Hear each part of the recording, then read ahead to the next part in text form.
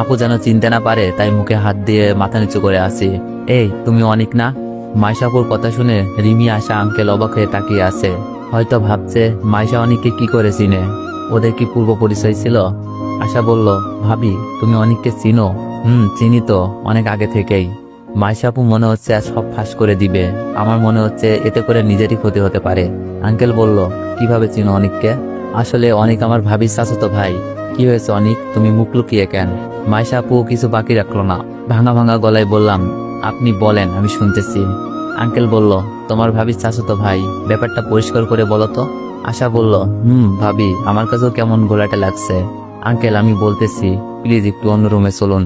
অন্য রুমে যেতে চাইলাম কারণ আঙ্কেলকে বুঝিয়ে বলতে পারবো।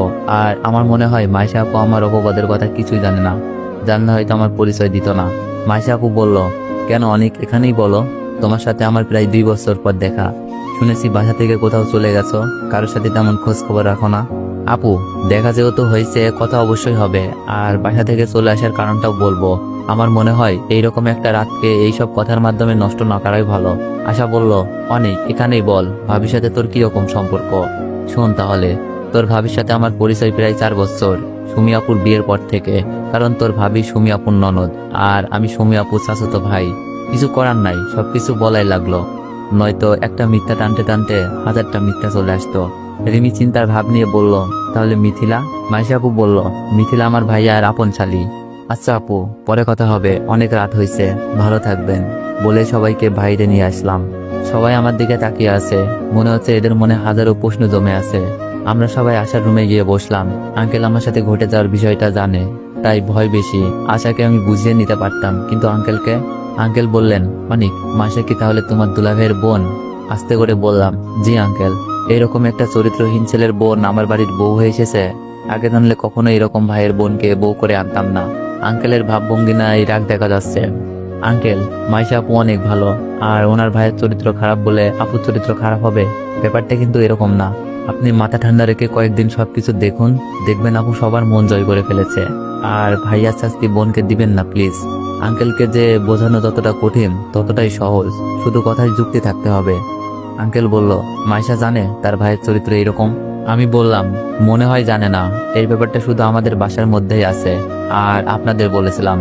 আর আপু জানলে তো আমাকে খারাপ ছেলে ভেবে এইভাবে চিনে ফেলার সাথে সাথে পরিচয় দিত না আমার। আঙ্কেল বললেন, বুঝলাম, আমিও দেখি কয়েকদিন, মেয়ে ভালো হলেই ভালো, ফ্যামিলি জাহান্নামে যাক। ধন্যবাদ আঙ্কেল, ভালো কথা বলেছেন। আপুর ফ্যামিলি আপনার সংসার করবে না, আপুকেই সংসার করতে হবে। আমি আঙ্কেলকে সাপোর্ট করলাম। আশা বলল, অনিক, আমি কি ভাবিকে এইসব বলবো? তার ভাইয়ের চরিত্র তোকে বাসা থেকে বের করে দেওয়া হয়েছে? আমি বললাম, না বলিস না, কারণ এই কথা শুনলে আপুর চোখে তার ভাই ছোট হয়ে যাবে, ছোট হয়ে যাবে তোদের কাছে আপু নিজেই। যার অন্যায় সেই ভোগ করুক। আশা বলল, আচ্ছা ঠিক আছে। আঙ্কেল বলল, এখন কাউকে কোনো কিছু বলার দরকার নাই। যদি মাইশা জিজ্ঞেস করে অনেকে চলে আসার কারণ জানিস কিনা, বলবে আমাদের এখনো বলে নাই। আশা বলল, ওকে আব্বু। রিমি বলল, আচ্ছা আঙ্কেল, অনেক রাত হয়েছে, বাসায় যেতে হবে। আমি বললাম, আঙ্কেল, বিয়ের ভেজাল পর্যন্ত আমি আর আসছি না, আপুর ফ্যামিলির কেউ দেখলে প্রবলেম হতে পারে। আঙ্কেল বলল, আচ্ছা সাবধানে যেও। আশাদের বাসা থেকে রিমিদের বাসায় যেতে 5 মিনিটের রাস্তা, তাই হেঁটেই চলছি। রিমি বলল, অনেক, তোমার বিয়ে বাড়ি থেকে চলে আসার কারণটা তাহলে এটাই ছিল? আমি বললাম, আমি ওইখানে আব্বুকে মিথিলাকে দেখতে পেয়েছিলাম, আর সুমি আপুর শ্বশুর বাড়ি তো আমি চিনতামই। রিমি বলল, আমাকে বললে না কেন? আমি বললাম, সরি মিথ্যাটা বলার জন্য, আমি চাই নাই আমার জন্য তোমাদের বিয়ে বাড়ির আনন্দটা নষ্ট হয়ে যাক। রিমি বলল, তোমার মনে হয় তোমাকে ছাড়া বিয়েতে খুব আনন্দ কাটিয়েছি? আমি বললাম, জানি না, তবে আমার কিছু করার ছিল না। এখন ভয় হচ্ছে আঙ্কেল আশা আর মাইশা আপুকে নিয়ে, ওরা ঠিকঠাক থাকলেই হয়। রিমি বলল, অনেক? আমি বললাম, বলো। রিমি বলল, আব্বুকে বলে রাখি তোমাকে ভালোবাসি। রিমি হঠাৎ এই কথা বলল কেন? আমি বললাম, আমাকে বাসা থেকে বের করার বুদ্ধি করছো নাকি? আমরা এখন অনেক ছোট আছি, হয়তো ঘটনাগুলো আমাদের অনেক বড় করে দিয়েছে। রিমি বলল, যদি আব্বু কারোর সাথে আমাকে বিয়ে ঠিক করে দেয়, যদি তোমাকে না পাই, বাঁচবো না আমি। কত ভালোবাসে মেয়েটা। আমি এখনো রিমির ভালোবাসার কোনো রেসপন্স দিই নাই, খারাপ নজরে তাকাই নাই, কারণ রিমি আমার নাও হতে পারে। সব ভালোবাসা সবসময় জয়ী হয় না, তার সাথে সমতা থাকতে হয়, টাকা পয়সা, নাম ডাকে, আর আমার কিছুই নাই। কথাগুলো ভেবে চোখের কোণে পানি জমে গিয়েছে। আমি বললাম, এরকম কিচ্ছু হবে না, শুধু আমাকে কিছু একটা করতে দাও। আমরা বাসায় চলে আসলাম। আঙ্কেল আন্টি জেগে টিভি দেখছে, আমরাও গিয়ে বসলাম। আর আশা ভাবি, দুলাভাইয়ের বোন সবকিছুই বললাম। আঙ্কেলও বলছে ভাইয়ের চরিত্রের কারণে বোনকে শাস্তি দেওয়া ঠিক হবে না। আঙ্কেলের সাথে কথা বলে ঘুমাতে চলে গেলাম। ফ্রেশে শুয়ে আছি, ঘুম হচ্ছে না। মাথায় শুধু একের পর এক চিন্তা ঢুকছে, মাথাটাও ব্যথা করছে। ভাবছি আমার জন্য তো অনেকের অনেক ক্ষতি হয়েছে, শুধু মানুষের ভালো করতে গিয়ে। মিথিলা দুলাভাইয়ের ভালো করতে গিয়ে নিজেকে খারাপ করলাম, ভাবি খারাপ হয়েছিল। এখন না জানি আমার কারণে মাইশা আপুর কোনো ক্ষতি হয় কিনা। আমি যদি সেখানে না যেতাম তাহলে হয়তো কেউ মাইশা আপুর ভাইয়ের চরিত্রের কথা জানতো না। এখন আশার পরিবার মাইশা আপুর সাথে ভালো হলেও মাইশা আপুর পরিবারকে ঘৃণার চোখে দেখবে, আর ঝগড়া হলে সবকিছুই ফাঁস। এইসব ভাবতে ভাবতে ঘুম হয়নি। সকালে একটু চোখটা লেগেছিল, নাস্তার জন্য রিমি ডেকে গেছে। চোখ কসলাতে কসলাতে উঠলাম, ফ্রেশ হয়ে খেতে গেলাম। খাবার খেয়ে কলেজে যাব প্ল্যান ছিল। আশা, আমি আর রিমি আশার ভাবির বাড়িতে বেড়াতে যাব ভাইয়ার সাথে। কিন্তু এখন শুধু আশাকেই যেতে হচ্ছে। রিমিকেও বলেছি, রিমিও যাবে না। রেডি হয়ে কলেজে যাচ্ছি, রিমি নাকি আজ কলেজে যাবে না, একাই যাচ্ছি। রাস্তার পাশে একটা লোককে দেখলাম পড়ে আছে। আমি লোকটির কাছে গিয়ে দেখলাম ওনার পা দিয়ে রক্ত পড়ছে। কিন্তু এই ক্ষতটা কিভাবে হলো? লোকজন এসে এসে দেখে চলে যাচ্ছে, সাহায্যের হাত বাড়িয়ে দিচ্ছে না কেউ। কারণ লোকটি ছিল পঙ্গু, ভিক্ষা করে গড়িয়ে গড়িয়ে পথে চলে, জামা কাপড়ে ময়লা, দুর্গন্ধ আসছে খুব। কিন্তু মানুষ মানুষের জন্য লোকটিকে কোলে তুলে একটা রিক্সায় নিয়ে হাসপাতালে ছুটলাম। রাস্তার লোকজন তাকিয়েছিল আমার দিকে। এরকম একটা লোককে কি করে কোলে নিলাম? হাসপাতালে যাওয়ার পর ডাক্তার প্রথমে ঢুকতে মানা করছিল, কিন্তু এটা সরকারি হাসপাতাল, সবার সমান অধিকার। এইসব গরিবদের জন্য এই হাসপাতাল গড়ে তোলা। এই কথা যখন জোরে জোরে বলছিলাম, ডাক্তার চিকিৎসা না দিয়ে পারে নাই। তবে লোকটি কান্না করছিল, হয়তো ব্যথার কারণে। আমি বললাম, চাচা ব্যথা লেগেছে? না রে বাজান, কোন মা তোরে জন্ম দিছে যে আমার মতো নোংরা লোকটাকে কোলে তুলে হাসপাতালে নিয়ে আসলি? সেই মা ধন্য। চাচার কথা শুনে চোখে পানি ধরে রাখতে পারছে না। একদিন আমার মা বলেছিল, কোন পাবে তোরে পেটে ধরেছিলাম। আমি বললাম, চাচা কিভাবে এমন হলো? চাচা কাঁদতে কাঁদতে বলল, ভিক্ষা করার জন্য যখন গড়িয়ে পথ চলছিলাম, পায়ে কাজ ভাঙা ঢুকে যায়। অনেক কষ্টে বের করি, লোকজন আমার সাহায্য করতে এসে আমার ভিক্ষার টাকাগুলো নিয়ে চলে যায়। এই নাও চাচা তোমার ওষুধ, আর এই টাকাটা রাখো। পকেটে 3,000 টাকা ছিল, চিকিৎসা ফ্রিতেই। ওষুধ কিনে দিয়ে কয়েকদিন চলার মতো টাকা দিই, কারণ এইসব লোকদের ভিক্ষা ছাড়া চলার মতো অন্য কোনো উপায় নেই, আর এই অবস্থায় ভিক্ষাও করতে পারবে না। চাচা টাকাগুলো পেয়ে আমার গালে মাথায় হাত রেখে দোয়া করছে। চাচাকে তার বস্তিতে পৌঁছে দিই। কলেজে আর যাওয়া হয়নি, কাপড় নষ্ট হয়ে গেছে। গোসল করে কাপড় পরিষ্কার করে রুমে শুয়ে আছি। রিমি আসলো। রিমি বলল, আজ কলেজে যাও নাই? আমি বললাম, না, ভালো লাগছিল না। রিমি বলল, আশা এসেছিল, ভাবি তোমার সাথে নাকি দেখা করতে চাই। আমি বললাম, এখন সম্ভব না, বিয়ের ভেজালটা আগে শেষ হোক, কেউ দেখে ফেললে সমস্যা হতে পারে। রিমি বলল, আচ্ছা, বলে দিব। রিমি চলে গেল। আমি ঘুমিয়ে আছি, রাতে ঘুম হয় নাই। এভাবে চলে গেল 5 দিন। আশাদের বাসায় এক মুহূর্তের জন্য যায় নাই। সন্ধ্যার দিকে রিমি এসে বলল, আশা এসেছে, সাথে আশার ভাবি। রিমির কথা শেষ না করতেই আশা, মাইশা আপু আর তাদের সাথে সুমি আপু। সুমি আপুকে কেন নিয়ে এসেছে? আমি রুমে বসে আছি, সুমি আপুকে দেখে কিছুটা ভয় পাচ্ছি। সুমি আপু কেন এখানে আসবে? আমি এখানে আসি আপু জানলেও তো আসার কথা না, কারণ আপু জানে আমি মিথিলার সাথে খারাপ কিছু করতে চেয়েছি। তাহলে আপু কেন আসলো? আর মাইশা আপুই বা কেন এখানে? আমি কাঁপা কাঁপা গলায় বললাম, আপু তুমি কেমন আছো? আপু কিছু বলছে না, ফ্যাল ফ্যাল করে তাকিয়ে আছে। আমি বললাম, আপু তুমি আমার সাথে দেখা করতে আইছো নাকি ঘটনা চক্রে দেখা? সুমি আপু বলল, মাইশা তোমরা একটু বাইরে যাও তো, অনেকের সাথে আমার কিছু একান্ত ব্যক্তিগত কথা আছে। সুমি আপুর কথা শুনে সবাই চলে গেল। আপু কি তাহলে ওই দিনের শাস্তিটা আজ দিবে? সেদিন তো আপু বাকরুদ্ধ হয়ে গিয়েছিল। আজ এতদিন পর আপু আমার সন্ধান পেয়ে হয়তো শাস্তি দিবে। আপু আমার দিকে এগিয়ে আসছে। আপুর হাতে কখনো চর খাইনি। আপু এগিয়ে আসতে দেখে ভয়ে চোখ বন্ধ করে ফেললাম। হঠাৎ দেখি আপু আমাকে জড়িয়ে ধরে কান্না করছে। আপু কি হয়েছে? তুমি কাঁদছো কেন? আমি তো অবাক, কি হচ্ছে এইসব? আপু কান্না করেই যাচ্ছে, কান্নার কারণ আমি কিছুই জানি না। আমি বললাম, আপু। আপু আমার গালে চল বসিয়ে দিল। আমার সাথে কি হচ্ছে আমি কিছুই বুঝছি না। আপু হঠাৎ জড়িয়ে ধরে কান্না করলো, আবার চর বসিয়ে দিল। এসবের মানে আমি কিছুই বুঝছি না। আমি মাথা নিচু করে গালে হাত দিয়ে দাঁড়িয়ে আছি। সুমি আপু বলল, কেন করতে গেলে এইসব? আপু হয়তো মিথিলার অভিনয়ের কথাটা বলছে। আমি মাথা নিচু করেই আছি। আমি বললাম, আপু সরি, ভুল হয়েছে। আমি মাথা নিচু করে দাঁড়িয়ে আছি। সুমি আপু বলল, কি সরি বলছিস? সরি তো আমাদের বলা উচিত। আমরা আমাদের সোনার টুকরো ভাইকে বিশ্বাস করতে পারি নাই। আপু কি বলছে তাহলে? আপু কি জানে নাকি ভালোবাসার আবেগে বলতেছে? আপু বলল, আমাদের জন্য এই বয়সে এত বড় ত্যাগ স্বীকার করলি? আমি বললাম, আপু আমি বুঝছি না আসলে তুমি কি বলতে চাচ্ছ।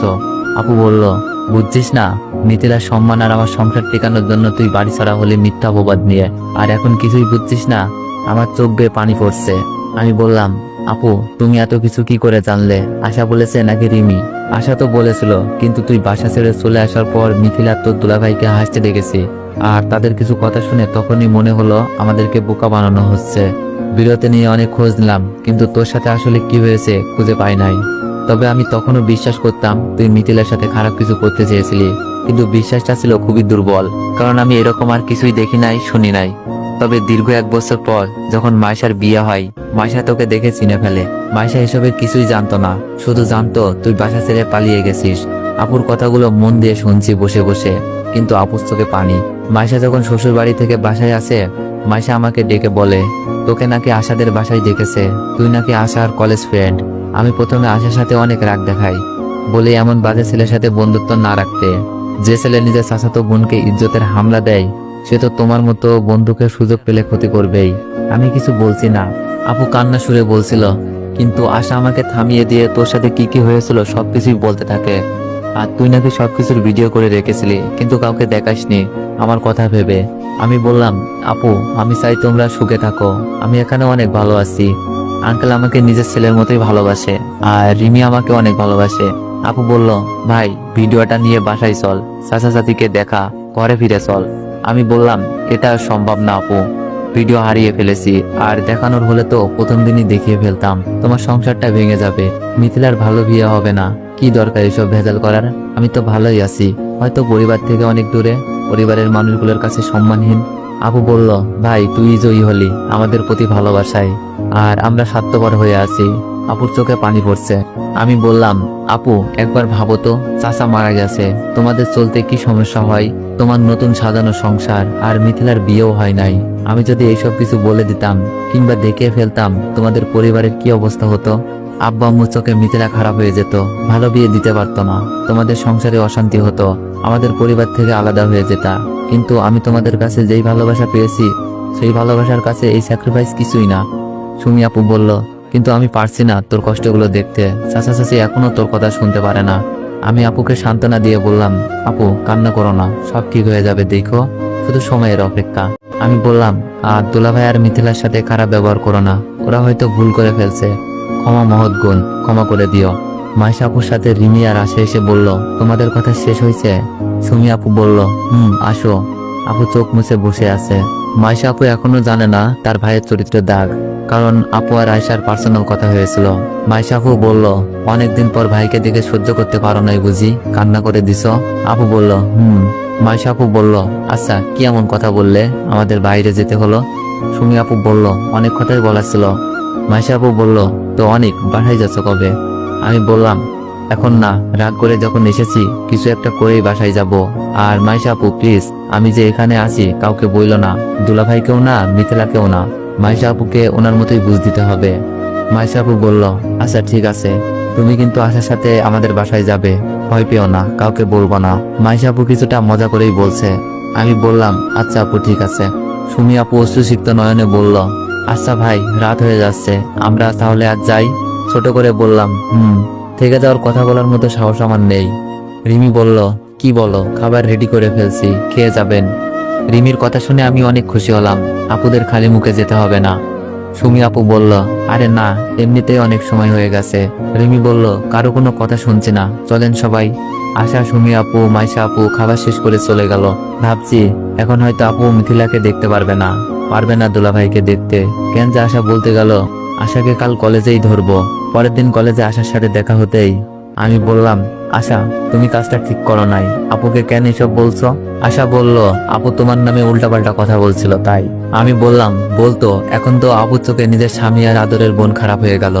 আশা রাগী কণ্ঠে বলল, তোমাকে নিয়ে এত খারাপ ধারণা ছিল তাতে কোনো সমস্যা নাই, এখন স্বামী আর বোন খারাপ হয়ে যাবে সেই চিন্তা করছো। আমাদের হাতে যদি প্রমাণ থাকতো, তোমার আশা না করেই সবকিছু পরিষ্কার করে দিতাম। আমি বললাম, আশা শোনো, সবকিছুতে জয়ী হতে হয় না, কিছু থেকে অসামান্য প্রশান্তি পাওয়া যায়। আমি সেই আনন্দ, সেই প্রশান্তি খুঁজে পাচ্ছি, ভুগে নয়, ত্যাগেই শান্তি। আশা বলল, অবশ্য ঠিক আছে, কিন্তু তোমার মতো তো কেউ এমন ত্যাগ করবে না, অন্য কেউ হলে হয়তো করতেও না। আমি বললাম, এই পৃথিবীতে অনেক মন মানব আছে যারা মানুষের ভালোর জন্য নিজের জীবন ত্যাগ করে দিয়েছে। আমি তো সামান্য একটা ত্যাগ করেছি। আশা বলল, বুঝেছি, তোমার সাথে কথাই পারবো না, ক্লাস করবা না, চলো। আশা কথা না বলে ক্লাস করতে চলে গেল। রিমি আজও কলেজে আসে নাই। ক্লাস শেষ করে বাসায় চলে গেলাম। তারপর ফ্রেশ হয়ে আঙ্কেলের অফিসে একটা বড় ভাই আছে, রাতুল বলে নাম। তবে আমাকে অনেক ভালোবাসে। কোনো কাজে আটকে গেলে রাতুল ভাই দেখিয়ে দেয়। কাজের ফাঁক পেয়ে রাতুল ভাইয়ের কাছে ছুটলাম। রাতুল ভাই আমাদের অফিসের এক বড় অপুকে ভালোবাসে, কিন্তু বলতে পারে না।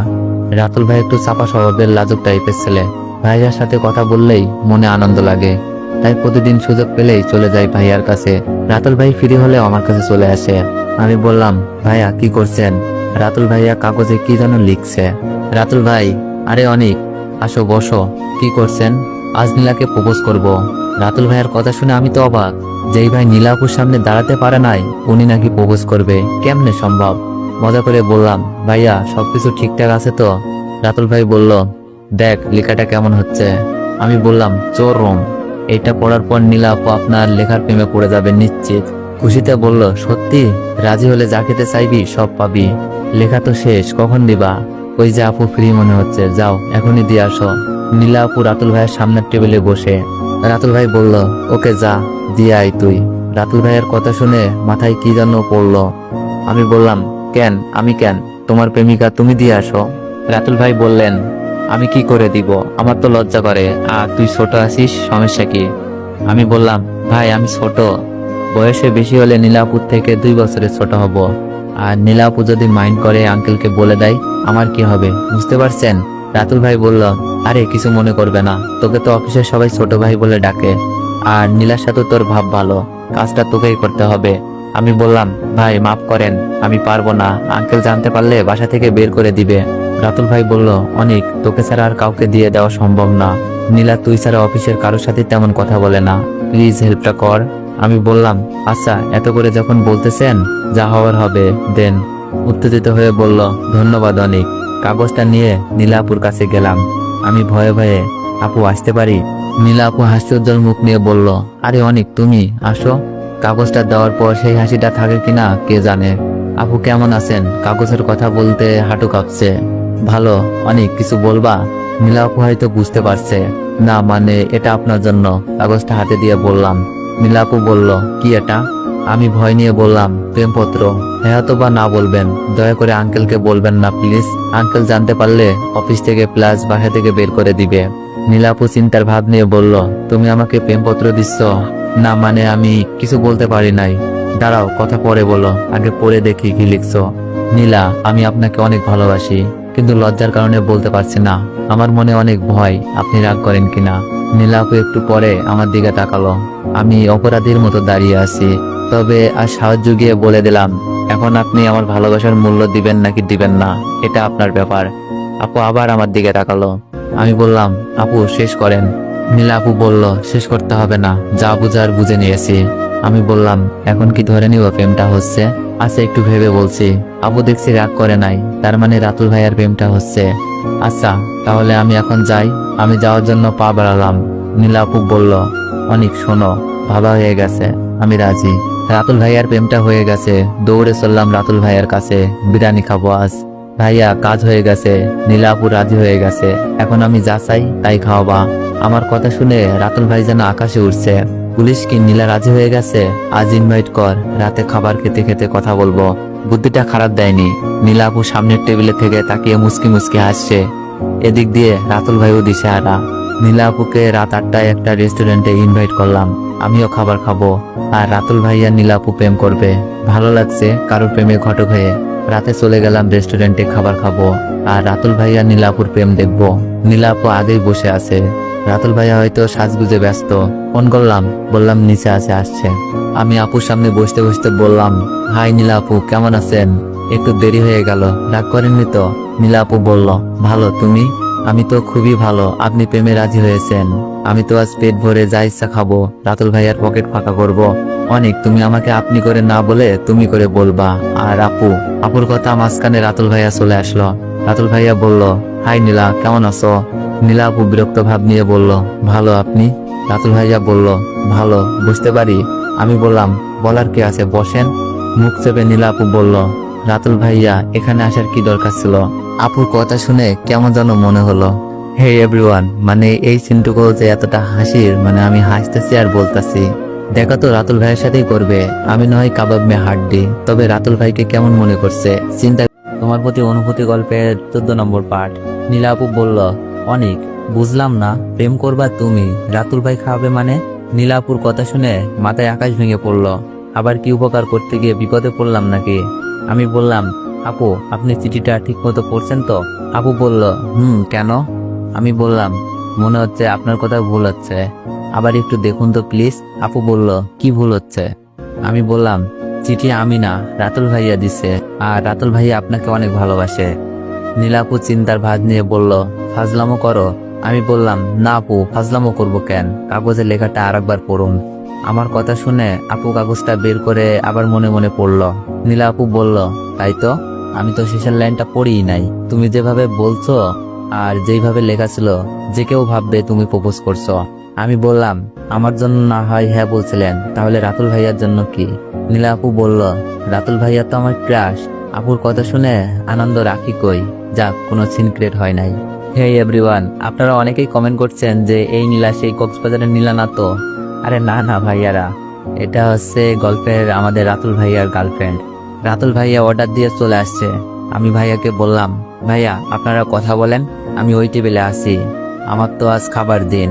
আমি অন্য টেবিলে চলে গেলাম, সাথে রিমি আর আশাকে ফোন দিলাম রেস্টুরেন্টে আসার জন্য। আমি একা খেলে খারাপ দেখাই। 5 মিনিটের ভেতরে ওরা এসে হাজির। আশা বলল, অনেক আজ হঠাৎ ডাকলা? আমি বললাম, আজ তোমাদের খাওয়াবো, যত ইচ্ছা যা ইচ্ছা খাবে। রিমি বলল, আগে বলনি তো? আমি বললাম, এটা তো সারপ্রাইজ ছিল। রিমি বলল, যাক ভালোই হয়েছে, আমি মাত্র খেতে যাচ্ছিলাম। আশা বলল, আমাকেও ডেকে গিয়েছিল ভাবি। আমি বললাম, আচ্ছা কথা রাখো, এবার খাও। আমার ইচ্ছা মতো আমি খাচ্ছি, রিমি আশা তাদের ইচ্ছা মতো। আশা বলল, কিসের উপলক্ষে অনেক? আগে খাও, তারপরে যেতে যেতে বলছি। আমি খাবার সময় কথা বলতে পছন্দ করি না। খাওয়া দাওয়া শেষ করে রাতুল ভাই আর নীলাপুর কাছ থেকে বিদায় নিলাম। রিমি আশাকে নিয়ে চলে আসলাম। আমাদের বিল মিনিমাম 5,000 মতো হবেই। ভাইয়া হয়তো এতটা আশা করে নাই, আর আমাদের দিকে তাকানোর সময় ছিল না, কারণ প্রেমে ডুবেছিল। হয়তো রিমি আশাকে দেখেই নাই। রেস্টুরেন্ট থেকে বের হয়ে হেঁটেই চলছি। আশা বলল, অনেক বললা না তো কিসের উপলক্ষে ট্রিট দিলা? আমি বললাম, ও বলা তো হয় নাই, আমাকে দেখলা না একটা আপু আর একটা ভাইয়ার সাথে কথা বলে চলে আসলাম। রিমি বলল, ওরা কারা? আমি হেসে হেসে বললাম, অফিসের বড় ভাই আর বড় আপু, তাদের প্রেমের ঘটক ছিলাম আমি। তাই ভাইয়া বলেছিল আজ যা চাই তাই খেতে দিবে। আমার মনে হলো আমি একা একা খেলে পুষাবে না, তাই তোমাদের ডেকে নিলাম। আশা হাসতে হাসতে বলল, তাই নাকি? যেই খাবার খাইছি আজ বিল আসবে 5,000। রিমি বলল, অনেক এটা ঠিক করো নাই। রিমির চোখে বেঠিক হয়ে গেলাম। আমি বললাম, কেন? আমরা তো জোর করে খাই নাই, আমাদের খাওয়াইছে। রিমি বলল, না তোমাকে শুধু বলেছিল খেতে, আমাদেরকে না। আমি বললাম, আচ্ছা দাঁড়াও। মোবাইলটা বের করে রাতুল ভাইয়াকে ফোন দিলাম। রাতুল ভাইয়া বলল, হ্যালো অনেক, বলো। আমি বললাম, ভাইয়া বিলটা কি একটু বেশি চলে আসলো? রাতুল ভাইয়া বলল, আরে যেই কাজ করে দিছিস আরো একদিন ইচ্ছা মতো খাইস, সমস্যা নাই, কিন্তু তুই এত খাবার খেলি কি করে? আমি বললাম, সরি ভাইয়া আপনাকে বলা হয় নাই, সাথে গার্লফ্রেন্ড আর বান্ধবী ছিল। রাতুল ভাইয়া বলল, আমার সাথে দেখা করাসনি কেন? আমি বললাম, আপনি তো নীলাপুর সাথে প্রেম করছিলেন। রাতুল ভাইয়া বলল, আচ্ছা একদিন দেখা করাস। আমি বললাম, আচ্ছা ভাইয়া বাই, পরে কথা হবে। রাতুল ভাইয়া বলল, আচ্ছা দোয়া করিস আমার জন্য। ফোন ডেকে রিমিকে বললাম, রিমি এবার তো বলে খেলাম, সমস্যা নাই তো? রিমি বলল, ঠিক আছে এবার চলো। আশাদের বাসার সামনে চলে এসেছি। আশা বলল, অনেক চল, ভাবির সাথে দেখা করে আসবি। আশা তাদের বাসায় নিয়ে যেতে চাইলো। আমি বললাম, আজ না অন্যদিন, আজ পেট ভরে আছে। আশা বলল, তোরা তো দেখা করবি, খেতে কে বলছে? শুধু দেখা করলে হবে? আচ্ছা যা, কাল দেখা করব, অনেক রাত হয়েছে। আশা থেকে বিদায় নিয়ে বাসায় চলে আসলাম। ফ্রেশ হয়ে ঘুমাতে গেলাম। রাতে অপরিচিত নাম্বার থেকে ফোন। আমি বললাম, হ্যালো আসসালামু আলাইকুম, কে বলছেন? অনেক, আমি তোমার ভাবি। প্রায় 1 বছর পর ভাবির ফোন, কিন্তু ওর নাম্বার পেলো কোথা থেকে? তো এভরিওয়ান, গল্পটা কেমন লাগতেছে সবাই একটু কমেন্টে জানাবেন তো। আমি অবাক হয়ে বললাম, ভাবি তুমি নাম্বার পেলে কোথায়? ভাবি কান্না মাখা ভাব নিয়ে বলল, কি মনে করছো তুমি? তুমি কথা না বললে সবকিছুর সমাধান হয়ে যাবে? আমি বললাম, সরি ভাবি, একদিন কথা বলার কারণে তোমাকে 1 মাস বাপের বাড়ি থাকতে হয়েছে। আমি চাই না আমার জন্য আর কোনো সমস্যা হোক। তোমার প্রতি অনুভূতি গল্পের 15 নম্বর পার্ট। আর এই পার্টটি বলার আগে তোমাদের কিছু গুরুত্বপূর্ণ কথা বলি। আমি টেলিগ্রামে একটা পাবলিক গ্রুপ খুলেছি, তো ওখানে আপনারা আমার সাথে কথা বলতে পারবেন। তো চলুন বেশি কথা না বলে গল্প শুরু করা যাক। আমার চোখ বেয়ে পানি পড়ছে, সাথে নানান প্রশ্ন। তাহলে কি রিমি আমার সাথে শুধু টাইম পাস করছে? কিন্তু রিমির ভালোবাসায় এমন কিছুই তো দেখি নাই, নাকি অন্য ব্যাপার? আর ভাই হিসাবেও তো ভালোবাসতেই পারে, কিন্তু আঙ্কেল আন্টি তো রিমির বিয়ে ঠিক করেই ফেলেছে। তাহলে আমাদের ভালোবাসার কি হবে? রিমি কি বলতে পারবে আঙ্কেল আন্টিকে? আর রিমি না হয় বলবে, কিন্তু আমি কি পারবো? এটা তো অসম্ভব। আমি এই কথা কখনোই আঙ্কেল আন্টির কাছে বলতে পারবো না। হতে পারে রেগে গিয়ে বাসা থেকে বের করে দিবে। আর আমার জন্য এত কিছু করার পরেও কি আঙ্কেল আন্টিকে বলতে পারবো? না, আমি পারবো না। রিমিকে হারিয়ে ফেললেও না। আমি না হয় সবকিছু মেনে নিব, কিন্তু রিমি কি পারবে? কি করব বুঝতেছি না। এইসব ভাবছি, হঠাৎ রুমে রিমি এলো। এসেই বলল, অনিক, আমাকে কেমন লাগছে? রিমি সেজে গুজে এসেছে। আমি বললাম, খুব সুন্দর লাগছে। হাসি মুখে উত্তর দিলাম, যেন রিমি কিছুই বুঝতে না পারে। রিমি বলল, অনিক, তুমিও চলো। আমি বললাম, না, 30 মিনিটের রাস্তা, এখনই তো এসে পড়বা। আমি বাসায় আছি, তোমরা যাও। রিমি বলল, আচ্ছা তাহলে আসি। রিমি চলে গেল। রিমিকে দেখে মামাতো ভাইয়ের চোখ কপালে উঠবে শিওর, কারণ রিমি এমনিতেই সুন্দর আর শাড়ি পরা সাজগুজ। আমি শুয়ে আছি আর ভাবছি, এত সমস্যা একটা ছেলের কি করে হতে পারে? কেউ যে আমাকে ভালো বুদ্ধি দিবে এমন কেউ নেই। তাই উল্টো পাল্টা ডিসিশন নিয়ে পরে নিজেই ফেসে যাই। ঘুমিয়েছিলাম, সকালে রিমি ডেকে তুলল, অনিক উঠো, এতক্ষণ কেউ ঘুমাই? রিমিকে খুব হাসি খুশি দেখাচ্ছে। আমি বললাম, উঠছি। রিমি বলল, নাস্তা রেডি, 5 মিনিটের মধ্যে আসো। রিমি চলে গেল। আমি ফ্রেশ হয়ে নিচে যেতে দেখি সবাই নাস্তার টেবিলে বসে আছে। আমার জন্য হয়তো অপেক্ষা করতেছে। এই পরিবারে কেউ কাউকে ফেলে খায় না, আর আমাকে পরিবারের একজনই মনে করে। আজ টেবিলের নতুন একজন খুব স্মার্ট। এটাই হয়তো রিমির মামাতো ভাই, মানে রিমির হবু বর। আঙ্কেল আন্টিকে উদ্দেশ্য করে বললাম, আসসালামু আলাইকুম। আঙ্কেল বললেন, অনিক বসো। চেয়ারে বসলাম। আন্টি বলল, পরিচয় করিয়ে দিই, অনিক, এটা আমার ভাইয়ের ছেলে হৃদয়। আর হৃদয়, এ হলো অনিক, গাড়িতে যে ছেলেটার কথা বলেছিলাম। আঙ্কেল উচ্চ হেসে বলল, ভাইয়ের ছেলে কি? বললাম, মেয়ের জামাই। আন্টিও মুচকে হাসছে। আর রিমির মামাতো ভাই হয়তো কিছুটা লজ্জা পেয়েছে, কিন্তু রিমির মুখে অন্ধকার নেমে এসেছে। আমি বললাম, কেমন আছেন ভাইয়া? হৃদয় বলল, ভালো, তুমি? আমি বললাম, আলহামদুলিল্লাহ। রিমি বলল, আব্বু, তোমার কোন মেয়ের সাথে হৃদয় ভাইয়ার বিয়ে? আঙ্কেল হেসে বললেন, আমার মেয়ে কয়টা, তোর সাথেই বিয়ে। রিমি বলল, আব্বু, ভাইয়া আসলো কাল, আজই বিয়ে ঠিক করে ফেললা? আর আমাকে তো জানাতেও পারতা। আমি কষ্ট করে হাসি মাখা মুখ করে বসে আছি। আন্টি বললেন, আগে নাস্তা করো, পরে সব কথা হবে। আন্টির কথা শুনে খেতে শুরু করছে সবাই। খাবার শেষ করে রুমে যাচ্ছিলাম। আঙ্কেল বললেন, অনিক, এদিকে শোনো। আমি বললাম, জি আঙ্কেল, বলেন। আঙ্কেল বললেন, আগামী সপ্তাহে রিমির বিয়ে, বিয়ের সব দায়িত্ব কিন্তু তোমার। আমি বললাম, আচ্ছা আঙ্কেল, ঠিক আছে। রিমি আমার দিকে তাকিয়ে আছে, হয়তো ভাবছে আমি কি করে হাসি মুখে কথাগুলো শুনছি। কিন্তু আমার ভিতরে কি চলছে কি করে বুঝবে রিমি? আর রিমিকে বুঝতেও দেওয়া যাবে না। আমি রুমে চলে গেলাম। কিছুক্ষণ পর রিমি আসলো। রিমি মন খারাপ করে বলল, অনিক, আব্বু কি বলেছে শুনেছ? ছোট করে উত্তর দিলাম, রিমি বলল, কি? কি ভেবেছ তাই বলো। কি ভাববো? আঙ্কেলের উপর কথা বলার সাহস কার আছে? আঙ্কেল যা বলছে তাই হবে। ভিতরটা ফেটে যাচ্ছিল, তারপরও বাইর ঠিক রেখে বলছি। রিমি রেগে গিয়ে বলল, মানে আমাদের এতদিনের ভালোবাসার কি হবে? আমি বললাম, যাই হয়ে যাক, আঙ্কেল আন্টির মনে কষ্ট দিতে পারবো না। আর পাত্র হিসেবে আমার থেকেও তোমার মামাতো ভাই অনেক গুণ ভালো। তাছাড়া আমার সত্য ছিল আঙ্কেল আন্টি যা বলে তাই হবে। কথাগুলো বলতে চোখের কোণে পানি জমে গেল, কারণ আমিও তো রিমিকে ভালোবাসি, অনেক ভালোবাসি, কিন্তু রিমির পরিবার থেকে বেশি নয়। রিমি কান্না করছে আর বলছে, ও তাই? তুমি ভাবছো আব্বুকে বললে আব্বু রাগ করে তোমাকে বাসা থেকে বের করে দিবে আর তোমার ভবিষ্যৎ বরবাদ? তোমার কাছে আমার ভালোবাসা কিছুই না? তোমাকে নিয়ে শত স্বপ্ন বোনা, এগুলোর কি কিছুই মূল্য নেই? তুমি তো স্বার্থপর, নিজের স্বার্থটাই খুঁজে বের করলে। চোখের পানি লুকিয়ে বললাম, রিমি, আমাকে ভুল বোঝো না। তোমার ভালোবাসার থেকেও তোমার আব্বু আম্মুর ভালোবাসা 1000 গুণ বেশি। এত ভালোবাসার মানুষগুলোর মনে আমি কষ্ট দিতে পারবো না। এতে করে আমি যদি স্বার্থপরই হই তাই ভালো। জানি রিমি এগুলো সহ্য করতে পারছে না, তবে খুব ভয় করছে রিমির যে রাগ উল্টাপাল্টা কিছু না করে বসে। রিমি বলল, বুঝেছি তুমি ভয় পাচ্ছ, কিন্তু আমি ভয় পাচ্ছি না। আমি তোমাকে চাই যে কোনো মূল্যে। রিমি রুম থেকে বেরিয়ে গেল। না জানি আঙ্কেল আন্টির কাছে এই কথাগুলো বলে দেয় কিনা। একদিক দিয়ে ভালোবাসার মানুষটিকে হারানোর কষ্ট, আর আঙ্কেল আন্টির মনে কষ্ট না দেওয়ার ভয় আমাকে মেরে ফেলছে।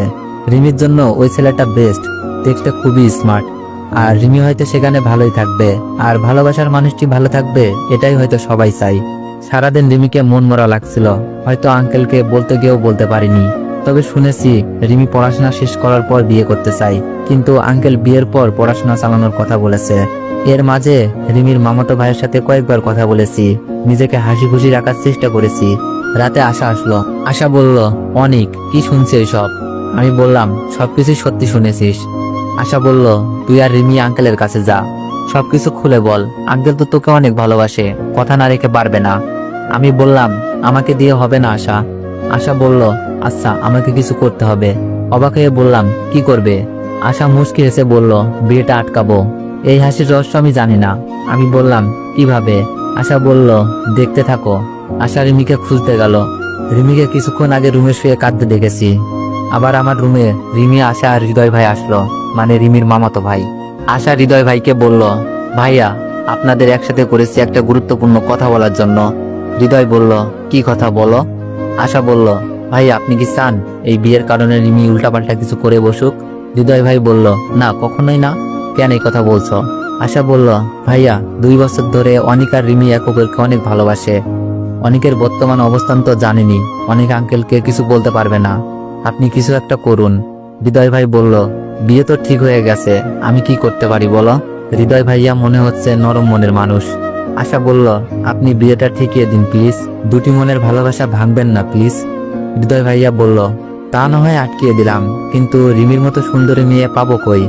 আশা বলল, কেন, আমি তো আছি। আশা কথাটা বলেই লজ্জায় জিহ্বা চেপে ধরল। আশা আর রিমি সুন্দর আর গুণের দিক থেকে কেউ কারো থেকে কম না। হৃদয় ভাইয়া হেসে হেসে বলল, তুমি থাকলেই আমি রাজি। রিমি বলল, দোস্ত রাজি হয়ে যা প্লিজ, হৃদয় ভাইয়া অনেক ভালো ছেলে, আর তোর তো কেউ নাই তাই না? রিমির মুখে হাসি ফুটে উঠল, সাথে আমারও। আশা ফাজলামি করে বলল, তাহলে তুই রাজি হয়ে যা। রিমি বলল, আমি তো রাজি আমার বিষ্টুকে ভাবি বানাতে। হৃদয় ভাইয়ার একটা ডিসিশন, একটি ভালোবাসা অটুট রইল, আর আশা তো অবাক করে দিয়েছে আমাকে। তবে হৃদয় ভাইয়া বড় মনের মানুষ বলতেই হবে। আমার কাছে আশা আর হৃদয় ভাইয়ার কেমিস্ট্রি অনেক ভালো হবে মনে হচ্ছে, কারণ দুইজন দুটি রাইট ডিসিশন দেখিয়েছে। এখন দেখার বিষয় হলো বিয়েটা আটকায় কিভাবে।